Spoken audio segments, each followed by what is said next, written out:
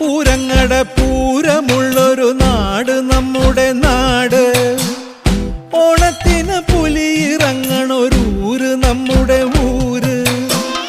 ഇപ്പറഞ്ഞ നാടിന് കരയേഴുമൊട്ടുക്ക് പേര്. കാണണമെങ്കിൽ കാണണം ഗടി ശിവപേരൂര്.